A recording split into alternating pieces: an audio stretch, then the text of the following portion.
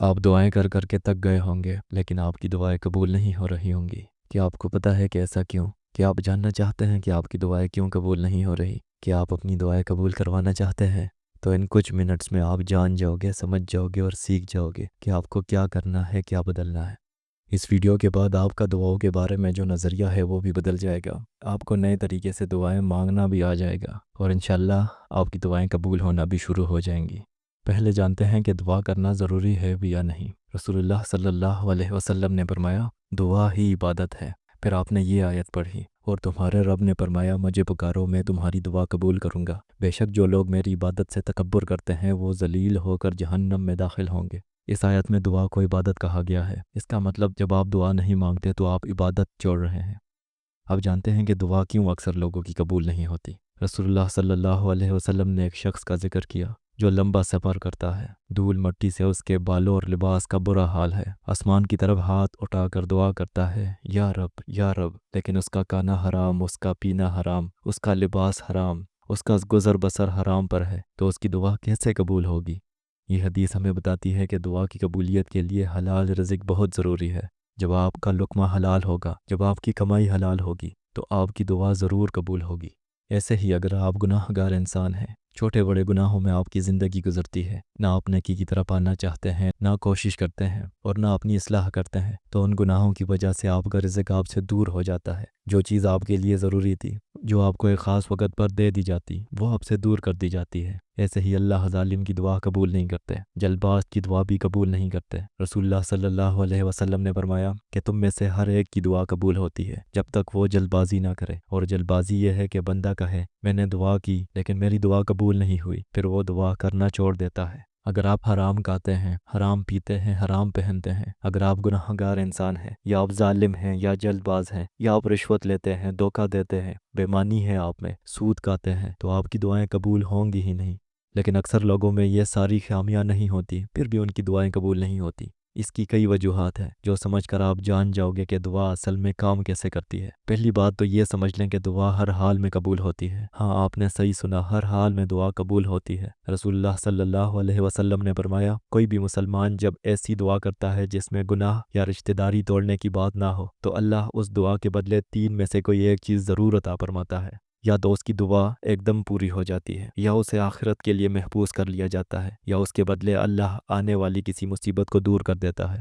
اس حدیث میں کتنی تسلی ہے۔ اس کا مطلب ہے کہ کوئی دعا ضائع نہیں ہوتی، ہر دعا کا کوئی نہ کوئی فائدہ ہے۔ اللہ وقت کا مالک ہے، وہ جانتا ہے کہ کون سی چیز آپ کے لیے کس وقت بہتر ہے۔ کبھی کبھی آپ جو مانگ رہے ہوتے ہیں وہ آپ کے لیے نقصان دہ بھی ہو سکتا ہے۔ اللہ تعالیٰ نے قرآن پاک میں فرمایا اور ہو سکتا ہے تمہیں کوئی چیز ناپسند ہو حالانکہ وہ تمہارے لیے بہتر ہو، اور ممکن ہے تمہیں کوئی چیز پسند ہو اور وہ تمہارے لیے بہتر نہ ہو، اور اللہ جانتا ہے اور تم نہیں جانتے۔ یہ آیت زندگی کا سب سے بڑا سبق ہے۔ اس میں اللہ نے واضح کر دیا کہ تمہارا علم محدود ہے، تم صرف اپنے سامنے کی چیز دیکھتے ہو، لیکن اللہ پورا نظام دیکھتا ہے۔ اب یہاں سے ہر وہ ممکن طریقہ آپ کو بتاتا ہوں جس سے آپ کی دعائیں قبول ہونا شروع ہو جائیں گی، اور آپ کے دعا کرنے کا طریقہ بھی بدل جائے گا، اور دعا کے بارے میں جو یہ نظریہ ہے آپ کا، یہ بھی تبدیل ہو جائے گا۔ آپ اپنی دعاؤں میں جتنا کچھ مانگتے ہو وہ آپ کو اللہ استغفار کرنے سے بھی دے دیتے ہیں، کیونکہ جیسے آپ کا رزق اور دعائیں قبول نہ ہونے کے پیچھے وجہ ہوتی ہے حرام چیزوں کی اور گناہوں کی، اسی طرح جب آپ استغفار کرتے ہیں تو آپ کا رزق جو آپ سے دور کر دیا گیا ہوتا ہے وہ قریب کر دیا جاتا ہے، آپ کی دعائیں قبول ہونے لگتی ہیں اور اللہ مزید دینے لگتے ہیں۔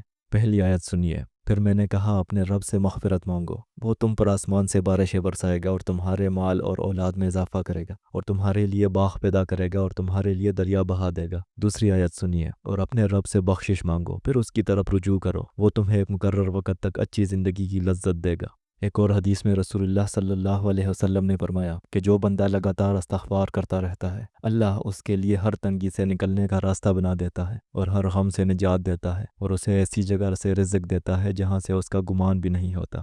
دیکھیں استغفار کرنے سے کتنی برکتیں آتی ہیں، بارش، رزق، اولاد، خوشحالی، لیکن پہلے استغفار کرنا ہوگا، اپنے گناہوں سے معافی مانگنی ہوگی، اللہ کی طرف پلٹنا ہوگا، رجوع کرنا ہوگا۔ استغفار کے بعد آتا ہے شکر ادا کرنا۔ اللہ تعالیٰ قرآن پاک میں فرماتے ہیں اور جب تمہارے رب نے اعلان کیا کہ اگر تم شکر کرو گے تو میں تمہیں اور زیادہ دوں گا، اور اگر تم ناشکری کرو گے تو میرا عذاب بڑا سخت ہے۔ حدیث پاک میں آتا ہے رسول اللہ صلی اللہ علیہ وسلم نے فرمایا اللہ ان لوگوں کو رزق دیتا ہے جو شکر کرتے ہیں چاہے وہ کم ہی کیوں نہ ہو۔ ایک حدیث قدسی میں ہے، اگر میرا بندہ میرے دیے ہوئے رزق پر راضی رہے اور میرا شکر ادا کرے تو میں اسے اور زیادہ دوں گا۔ آج ہم میں سے کم ہی لوگ ایسے ہوں گے جو شکر اور استغفار کرتے ہوں گے باقاعدگی سے۔ دعا کرتے ہوئے اپنے صبر کا دامن بھی مضبوطی سے پکڑنا چاہیے، کیونکہ ہم انسانوں کے پاس علم کم ہے۔ ہمیں اکثر وقت سے پہلے کچھ چاہیے ہوتا ہے، لیکن ہم اکثر اس کے لیے تیار نہیں ہوا کرتے۔ بہت ممکن ہے کہ اللہ آپ کی دعا قبول کرنے کے بجائے آپ کو اس چیز کے لیے تیار کروانا چاہے۔ میں آپ کو ایک مثال سے سمجھاتا ہوں، اور اس سے آپ میں سے بہت سے لوگ ریلیٹ کر پائیں گے۔ ایک لڑکا ہے جو بہت عرصے سے اپنا کوئی کاروبار شروع کرنا چاہتا ہے، بہت محنت کرتا ہے، بہت دعائیں مانگتا ہے، لیکن کام نہیں بن رہا ہوتا۔ ہر راستہ اس کو بند نظر آتا ہے، سمجھ نہیں پاتا کہ کیا ہو رہا ہے۔ پھر اللہ اسے ایک اور کام میں لگا دیتا ہے جو اسے بالکل پسند نہیں ہوتا، لیکن مجبوری ہوتی ہے اور اسے وہ کام کر لینا پڑتا ہے۔ لیکن آہستہ آہستہ اسے اس کام میں بہت کچھ سیکھنے کو ملتا ہے۔ وہ بہت محنت کرتا ہے، کام کا دباؤ، افسر کا دباؤ برداشت کرنے لگتا ہے، اور وہ اس کام میں ماہر بن جاتا ہے۔ پھر ایک عرصے بعد وہ اپنے کاروبار کی طرف رخ کرتا ہے جو اسے شروع میں کرنا تھا، تو اسے احساس ہوتا ہے کہ اللہ نے اسے اس کاروبار کے لیے تیار کر دیا ہے۔ اگر وہ پہلے اس کاروبار میں آتا تو ناکام ہو جاتا۔ وہ سمجھ جاتا ہے کہ اللہ نے اسے ایسے حالات میں ڈالا جہاں وہ سیکھ سکے، جہاں وہ مضبوط بن سکے، اور جب وہ تیار ہو گیا تو اس کے لیے وہ راستے کھول دیے گئے جو پہلے بند تھے۔ یہی تو اللہ کی حکمت ہے، وہ ہماری دعائیں سنتا ہے، لیکن اللہ کو یہ بھی معلوم ہوتا ہے کہ ہم اس کے لیے تیار ہیں یا نہیں۔ کبھی کبھی جو چیز ہم دعا میں مانگ رہے ہوتے ہیں، اگر وہ اسی وقت ہمیں مل جائے تو ہم سنبھال نہیں پاتے، تو اللہ ہمیں تیار کرتے ہیں، ہمیں سکھاتے ہیں اور پھر دے دیتے ہیں۔ اس لیے آپ دعا کرتے جائیے اور ساتھ میں صبر سے کام لیجئے۔ بہت کچھ ٹھیک ہونے میں تھوڑی ہی دیر باقی ہے، اور ہمیشہ دل سے اور پوری توجہ سے دعا مانگا کرے۔ رسول اللہ صلی اللہ علیہ وسلم نے فرمایا، اللہ سے دعا کرو اس حال میں کہ تمہیں یقین ہو کہ قبول ہوگی، اور جان لو کہ اللہ غافل اور لاپرواہ دل کی دعا قبول نہیں کرتا۔ یعنی دعا میں یقین ضروری ہے، اور غفلت اور لاپرواہی سے بس زبان سے بولی جانے والی دعائیں مانگ مانگ کر آپ تک جاؤ گے لیکن قبول نہیں ہوں گی۔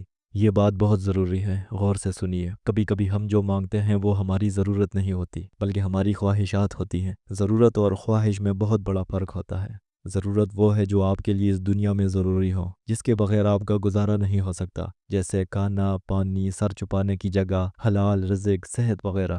لیکن خواہش وہ ہے جو آپ چاہتے ہیں، جس کے بغیر بھی آپ کا گزارا ہو سکتا ہے، جیسے مہنگی گاڑی، بڑا گھر، شہرت، عہدہ وغیرہ۔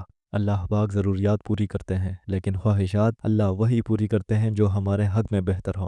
دعا کی قبولیت کے بارے میں یوسف علیہ السلام کا تذکرہ سنیے۔ جب عورتیں ان کے پیچھے تھی تو حضرت یوسف علیہ السلام نے ان کے فتنے سے بچنے کے لیے اللہ سے دعا مانگی۔ قرآن پاک میں ہے، یوسف نے کہا، اے میرے رب، قید مجھے ان کے بلانے سے زیادہ پسند ہے۔ اگر تو ان کی چال مجھ سے نہ ہٹا دے تو میں ان کی طرف مائل ہو جاؤں اور جاہلوں میں سے ہو جاؤں۔ تو اس کے رب نے اس کی دعا قبول کر لی اور ان عورتوں کی چال اس سے ہٹا دی۔ بے شک اللہ سننے والا، جاننے والا ہے۔ یعنی اللہ کو معلوم ہے کہ جو دعا انسان مانگ رہا ہے وہ اصل میں اس کے حق میں بہتر ہے یا نہیں۔ اسی لیے آیت کے آخر میں فرمایا کہ میں سننے والا، جاننے والا ہوں۔ اب ہم دعا کی قبولیت کے ان اوقات پر بات کرتے ہیں جن میں دعائیں ضرور قبول ہوتی ہیں۔ رسول اللہ صلی اللہ علیہ وسلم نے فرمایا کہ آدھی رات کے بعد جب رات کا تہائی حصہ باقی رہ جائے تو اللہ تعالیٰ آسمان دنیا پر نزول فرماتے ہیں اور کہتے ہیں، کیا کوئی دعا کرنے والا ہے کہ میں اس کی دعا قبول کروں؟ کیا کوئی مانگنے والا ہے کہ میں اسے عطا کروں؟ کیا کوئی معافی مانگنے والا ہے کہ میں اسے معاف کر دوں؟ یہ وقت تہجد کا وقت ہے، جب ساری دنیا سو رہی ہوتی ہے، جب سناٹا ہوتا ہے، جب کوئی دیکھنے والا نہیں ہوتا، تب اللہ اپنے بندوں کو آواز دیتے ہیں۔ تب جو بندہ اٹھتا ہے اور دعا کرتا ہے اللہ اسے ضرور پورا کرتے ہیں۔ اس کے علاوہ سجدے میں دعائیں قبول ہوتی ہیں۔ رسول اللہ صلی اللہ علیہ وسلم نے فرمایا، بندہ اپنے رب کے سب سے قریب اس وقت ہوتا ہے جب وہ سجدے میں ہو، تو سجدے میں کثرت سے دعا کیا کرو۔ آذان اور اقامت کے درمیان بھی دعا قبول ہوتی ہے۔ رسول اللہ صلی اللہ علیہ وسلم نے فرمایا، آذان اور اقامت کے درمیان دعائیں رد نہیں ہوتی۔ پھر جمعے کے دن ایک وقت ایسا ہے جس میں جو مسلمان دعا کرے وہ ضرور قبول ہوتی ہے۔ رسول اللہ صلی اللہ علیہ وسلم نے فرمایا کہ جمعے کے دن ایک گھڑی ایسی ہے کہ اگر کوئی مسلمان اس وقت اللہ سے کچھ مانگے تو اللہ ضرور دیتے ہیں۔ سفر کے وقت مسافر کی دعا بھی قبول ہوتی ہے۔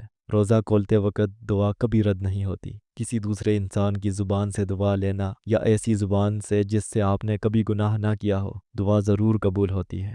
ہمیشہ دعا کرنے سے پہلے اللہ کی حمد، اس کی تعریف کریں، پھر درود شریف پڑھیں، پھر اپنی حاجت بیان کریں اور پھر دوبارہ درود شریف پڑھیں۔ رسول اللہ صلی اللہ علیہ وسلم نے ایک آدمی کو دعا کرتے سنا۔ اس نے نہ تو اللہ کی تسبیح بیان کی اور نہ نبی صلی اللہ علیہ وسلم پر درود بھیجا۔ آپ صلی اللہ علیہ وسلم نے فرمایا، اس نے جلدی کی۔ پھر آپ نے اسے بلایا اور فرمایا، جب تم میں سے کوئی دعا کرے تو پہلے اللہ کی تعریف اور ثنا سے شروع کرے، پھر مجھ پر درود بھیجے، پھر جو چاہے دعا کرے۔ یہ خاص اوقات ہیں جس میں دعا قبول ہونے کے امکان بہت ہوتے ہیں، لیکن اس کا مطلب یہ نہیں کہ باقی اوقات میں دعا نہ کریں۔ ہر وقت دعا کریں، کسی بھی حال میں دعا کریں۔ اللہ سننے والا اور جاننے والا ہے۔ ہمیشہ دعا میں جامع الفاظ استعمال کریں۔ رسول اللہ صلی اللہ علیہ وسلم کی دعائیں بہت جامع ہوتی، یعنی آپ کم الفاظ میں بہت ساری چیزیں مانگ لیتے تھے۔ دعا کے ساتھ عمل کا ہونا بھی بہت ضروری ہے۔ آپ یہ نہیں کہہ سکتے کہ میں نے دعا مانگ لی ہے، اب میں کچھ نہیں کروں گا، اب اللہ ہی سب کچھ کریں گے۔ نہیں، یہ اسباب کی دنیا ہے، آپ کو اسباب اختیار کرنے ہوں گے۔ اگر آپ نوکری چاہتے ہیں تو دعا کے ساتھ درخواستیں بھی دینی ہوں گی، انٹرویو کی تیاری بھی کرنی ہوگی۔ اگر آپ علم چاہتے ہیں تو دعا کے ساتھ پڑھنا بھی ہوگا، محنت بھی کرنی ہوگی۔ یہ توازن ضروری ہے۔ نہ صرف دعا پر بھروسہ کریں اور عمل چھوڑ دیں، اور نہ صرف عمل پر بھروسہ کریں اور دعا چھوڑ دیں، دونوں ضروری ہے۔ دیکھیے، دعا کا مقصد صرف یہ نہیں کہ جو چاہے وہ مل جائے۔ دعا کا مقصد یہ ہے کہ آپ کا اللہ سے رشتہ مضبوط ہو۔ اگر آپ کو وہ نہیں ملا جو آپ نے مانگا، لیکن آپ کا اللہ سے رشتہ مضبوط ہو گیا، تو آپ کی دعا قبول ہو گئی، کیونکہ اس دنیا میں جو کچھ بھی ہے وہ عارضی ہے، ختم ہو جائے گا، لیکن اللہ کے ساتھ رشتہ یہ ابدی ہے، یہ ہمیشہ رہنے والا ہے۔ تو آج سے، ابھی سے دعا کو اپنی زندگی کا حصہ بنا لیں۔ صبح اٹھیں تو دعا کریں، کھانا کھائیں تو دعا کریں، گھر سے نکلیں تو دعا کریں، مشکل آئے تو دعا کریں، خوشی آئے تو دعا کریں۔ ہر حال میں، ہر وقت اللہ سے رابطہ رکھیں، اور یاد رکھیں، دعا کبھی ضائع نہیں ہوتی۔ ہو سکتا ہے آپ کو پوری نتیجہ نہ ملے، لیکن اللہ آپ کی دعائیں سن رہے ہیں، اور وہ آپ کو بہترین وقت پر بہترین طریقے سے دیں گے۔ اللہ تعالیٰ نے فرمایا، اور تمہارے رب نے فرمایا، مجھے پکارو، میں تمہاری دعا قبول کروں گا۔ یہ وعدہ ہے اللہ کا، اور اللہ اپنے وعدے سے کبھی نہیں پھرتے۔ تو آج رات جب آپ سونے جائیں تو 2 لمحے ٹھہر کر اللہ سے بات کریں، اپنا دل کھول کر رکھ دیں۔ جو دکھ ہے، جو درد ہے، جو خوف ہے، جو امید ہے، سب کچھ بیان کر دیں۔ اللہ سن رہے ہیں، اور وہ آپ سے محبت کرتے ہیں۔ اللہ ہم سب کو دعا کی توفیق دے، دعا کی قبولیت عطا فرمائے، اور ہمارا اللہ سے رشتہ مضبوط سے مضبوط تر فرمائے۔